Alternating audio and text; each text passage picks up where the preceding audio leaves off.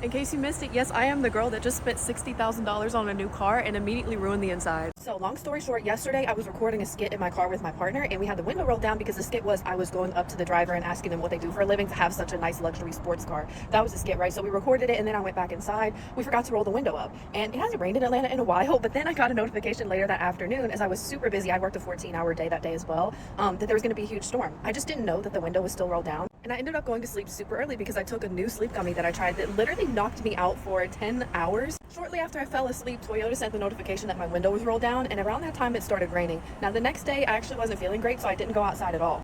So at this point, it's been raining for about 12 hours straight. I'm talking about like pouring. If you live in Atlanta, you know how bad the storm was. And my window was fully down, right? So it was actually 2 p.m. It was still pouring rain the next day, and the window was still down. I still didn't know. Somebody that lives by me was kind enough to call me and tell me, hey, your window is down. If it wouldn't have been for that notification, I probably would have had it down for a full 24 hours because there's sometimes I just don't leave the house for 3 or 4 days. I don't even walk outside sometimes. It'd be bad, girl. So yeah, that's the only reason that it wasn't for 24 more hours was because somebody called. So you've seen the picture of the damage, right? So my car has been running pretty much on and off all day for the past day and a half. I'm running it with the heat on high. It is hot as freaking here. I can't even come in here. So I'm running with the heat on high constantly to cool the seats. The water fully got into all of the electrical in the seats, so it heats and cools. So I was told it would be dangerous to turn them on now, like that we don't know what could happen. And also like all of this got wet, water got into here, water got deep in the speakers, water pooled over the bottom. It got into some of this top fabric somehow because the wind was blowing really bad. It got into the cup holders. It was just everywhere. It went into the little buttons in this wheel. Toyota was the one that instructed me to have the heat on high for the next couple days.